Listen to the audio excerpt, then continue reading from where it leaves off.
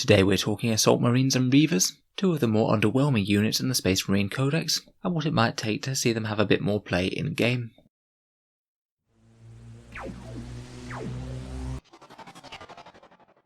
Hello and welcome back to Auspex Tactics for a bit more of a discussion-focused video, where I wanted to talk a bit about the issues facing these two units.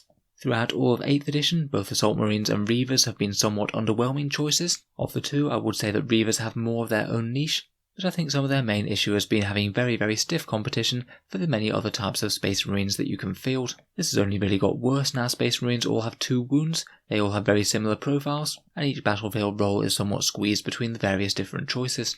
In this video I thought we'd talk about what sort of rules changes could make either of these guys see a bit more play, as I feel like despite the recent changes, they're still very unlikely to see all that much table time in competitive Space Marine lists. I'm certainly not saying that Space Marines as a faction really need any more buffs, but I think it could still be interesting to explore how internal balance within the Codex could be addressed, even if the answer might be nerfing some of the other Space Marine choices in some way. I thought we'd start with Assault Marines, as in my mind they're pretty much simply outclassed by the existence of Vanguard Veterans. The main problem is that Assault Marines now cost 18 points or 20 points if you take the Jump Pack, and Vanguard Veterans just pay 1 extra point to get a whole extra attack on the model, which basically increases their primary damage output by a massive 33%. Already in my eyes that would be a reason to take the Vanguard Vets over the Assault Marines, but it's doubled down with things like the Vanguard Veterans being able to take discounted power weapons. They can get very cheap lightning claws, power fists and other weapons throughout the unit, which means you can really tailor them to how you want them to fight, as opposed to having to stick with the relatively basic gear of the Assault Marines. I believe you can still take 2 chainsaws on the Vanguard Veterans as well, so for 21 points you could have 5 attacks, where a standard Assault Marine would have 3. If you were taking foot-slogging Assault Marines, Vanguard Veterans are still very similar, but also you have to face off against Assault Intercessors now. Again, they're 19 points, so just 1 extra point for 1 extra attack. They're troops and gain Auspex, which is massive, and they can also use better stratagems such as transhuman physiology and being able to fight twice. Assault Marines do have some of their tricks of their own, though they are a bit underwhelming in my mind. Combat shields can give you a 2+ save and a 5+ invul. I'd argue not quite as good as the Vanguard Veterans Storm Shields. They can take an Eviscerator, which doesn't compare amazingly well to a Power Fist. They can get Flamers, which is quite nice. Could be handy if you're playing Salamanders, I suppose. And they are fast attack rather than elites, which tends to be a less crowded slot. Finally, they do have the Melter Bomb keyword for the chance to deal some mortal wounds to vehicles, but Vanguard Veterans do get this too. In general, at least in the competitive game, I just wouldn't really ever take these guys over Vanguard Veterans if I could take Vanguard Veterans in the same list. I'd personally say that these guys are just so close in battlefield role that you just need a bit more of a points discrepancy between these guys and the Vanguard Veterans. Maybe if these guys dropped a point and Vanguard Veterans raised a point, then that might be a bit more of a reasonable trade-off. I'm sure 3 points per model would give some people a pause, but access to all of those discounted power weapons is still very good. I asked the question of how to improve them in a YouTube post recently, and some suggestions were quite good. One that I quite liked was being able to gain access to a fight twice stratagem, the same as Assault Intercessors, as to be honest they're basically the same battlefield role as Assault Intercessors, so I think that would be quite a nice touch to give them their own unique edge. Another option that was suggested was maybe to make them troops, which I guess in some circumstances I could see. They do very much feel like fast attack choices though with that jump pack, and to be honest a fast moving Space Marine Auspex squad would be very powerful indeed, and might potentially be a bit unbalanced with stealing objectives, even if they don't do all that much damage still. I guess it might not be so bad if they were troops if they didn't have jump packs, but that would still be messing with their lore and battlefield role a bit. They have been in the fast attack choice for many editions now. Moving on to Reivers, I do think that these guys have a bit more of their own niche, but still face very stiff competition from their various other Primaris counterparts. I think normally the problem with Reivers has been is that you can usually secure objectives and beat back enemy infantry with your core battle line troops, and when you go buying elite slots, you sort of want other units that can deal with other threats, rather than just being more of the same that you could have achieved with troops.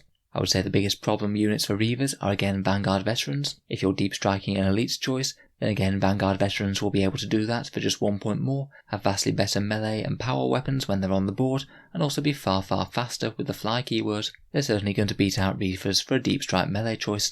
Again, I think they'll struggle against Assault Intercessors. Getting AP-1 on those chainswords over the Reivers combat knives is very nice, and again Assault Intercessors can take power weapons, they can fight twice, and they're also objective secured. If you were sticking with the Phobos armor theme, then you could take in Cursors instead. They have some buffs to their shooting and melee, but the main advantage is their forward deployment and objective secured, meaning that you're already on objectives right from the word go. Despite these strong competitors, Reivers do have quite a lot going for them in terms of unique attributes. They just all tend to be really quite minor things in my opinion. Compared with dedicated melee choices, their bolt carbine or special issue bolt pistol are a little bit better in terms of shooting, though frankly neither is anything massive to write home about. If you take grav shoots, they do have innate deep strike, which is an advantage over assault intercessors and incursors if you'd rather have the squad coming out of reserve, and then they have their Reaver related shenanigans. Their Terror Troops aura ability will give -2 leadership within 3 inches to enemies, which could be nice and could potentially see a failed morale test or two. They do have to be close for this though. Most of the time you're going to need to be in close combat, which would mean charging out of reserve or surviving for the next turn. Again, if you can get that close, then they also have a Terror Troops stratagem as well, which is 2 CP, and it causes enemy units within 3 inches to lose their objective secured special rule, and it gives you the chance to make them fail actions as well if you manage to roll above their leadership. Now in theory this could be very powerful, but I think in terms of actual times it's going to come up, it's really going to be limited. First of all, 2 CP isn't cheap, and you have to do it in the command phase, which means that you can't do it on the turn that you deep strike in, and if there's any chance of you failing the charge, you have to commit to this stratagem before you even know whether it's been successful. Losing OBSEC is good, but it's only really all that much of an advantage if you pair them with another OBSEC unit of your own, as otherwise it's no better than the squad itself having OBSEC in the first place, which you could have achieved with incursors. And even if you cause the enemy squad to lose OBSEC, if they still outnumber you, then you're still not getting that objective. Finally, the chance to fail actions means that your opponent has to be doing one that's going to last throughout your turn, and as you have to declare this in the command phase, it means that you can't just drop the unit in to try and take out a unit doing an action. That isn't going to work. To be honest, while it's powerful if you do ever manage to flip an objective just for a stratagem, I really can't see this coming up all that often. Finally, perhaps a little bit less powerful, but a bit more universally useful, they have shot grenades. It's 1 command point to use this on a unit within 6 inches of your Reivers, and they get no overwatch and -1 to hit throughout their next turn. Those are 2 good debuffs and only 1 command point to use it, so that's quite nice. But again, it's not the easiest to position ever. You're not going to be able to use it on the turn that you deep strike, so again it's at least somewhat situational and does rely on your Reivers not just being gunned down on the turn after they come in. Overall, I feel like the rules are really trying to push them to be some sort of Spec Ops, Manipulation and Terror Troops unit, but currently I'm just not convinced it stacks up to be good enough compared with getting just plain up OBSEC and far stronger damage output either at range or in melee. In terms of ways that we could potentially make Reivers better, probably my favourite fix would be to give them a scout style deployment to start in the midfield alongside infiltrators and incursors. Allowing them to get up in the opponent's grill turn 1 would just be so much better, and it would likely allow them to have enough movement to put their fancy abilities to work right from turn 1 rather than having to deep strike in and then hope that they get to do them later. I honestly think that would be all that they would need to see a fair bit more play. Other options though include making them troops again. That in particular will be very powerful alongside their Terror Troop stratagem and make it far more useful. Plus it would mean that they could actually contribute to filling patrols or battalions. Otherwise you will get AP -1 on their knives, maybe give them some faster base movement, or perhaps just even give them a short range aura that always denied OBSEC and didn't make you fork out 2 command points per turn. Again, that could potentially be very, very powerful, and perhaps not something that Space Marines need in the arsenal though. So let me know what you think of Assault Marines and Reivers in the new game, whether you think that they need a buff, or whether you think that the Reivers might already stand on their own 2 feet. I'll certainly be interested to hear your thoughts down in the comments below. If you've enjoyed the video, feel free to subscribe to Auspex Tactics. We'll certainly be keeping plenty more 40k related discussion coming. We usually have new videos every day. If you have been enjoying all the videos and would like to help support the channel, I'd just like to mention that I do have a Patreon page which you can find down in the video description below. Making all of these videos does take a fair amount of time, and if you are enjoying regularly, then any support is massively appreciated. Channel patrons get to see certain videos earlier than everyone else.